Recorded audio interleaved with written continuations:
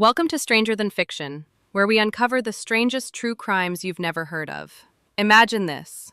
It's a warm May morning in 1990. You're sitting at your breakfast table when the doorbell rings. You open the door, and there stands a clown. Not at a party, not in a circus, but on your front step. The clown is holding a bouquet of flowers and two balloons. One of them reads, "You're the greatest." That was the last thing Marlene Warren ever saw. Marlene was 40 years old, living with her husband Michael in Wellington, Florida. She was a mother of two, and by all accounts, kind and hardworking. But that morning, as she admired the balloons, the clown lifted a gun and shot her in the face. Her 21-year-old son Joe watched it happen. He later said, "The last words I heard my mother say were, 'How pretty.'" The clown turned, walked calmly back to a white Chrysler LeBaron, and drove away. Nothing was stolen. Nothing was vandalized. It was clear this was no random crime. Police quickly found the abandoned car 4 days later.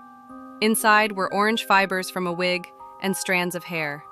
Detectives learned that only days before the murder, a woman had bought a clown costume, a wig, and balloons from local shops.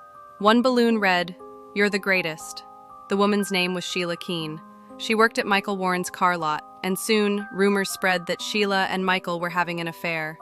But in 1990, investigators couldn't prove it. DNA technology was in its infancy and the hair sample didn't lead anywhere. The case stalled. Years passed and the story faded from the headlines. In 2002, Michael married Sheila Keene. They moved to Virginia and opened a fast food restaurant. For more than a decade, they lived quietly as if nothing had ever happened. Then in 2014, detectives re-examined the evidence. They sent the hair from the getaway car to be tested again, this time using modern DNA methods. The result was clear. The hair matched Sheila Keene Warren. In 2017, more than 27 years after the murder, police arrested Sheila in Virginia. She was charged with first-degree murder. Facing trial in 2023, Sheila pleaded guilty to second-degree murder. She was sentenced to 12 years in prison, with credit for the time she'd already spent in custody.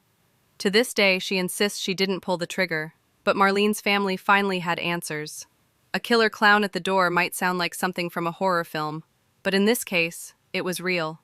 If you found this story as unsettling as we did, subscribe for more true crime cases you won't believe are real. We'll see you next time.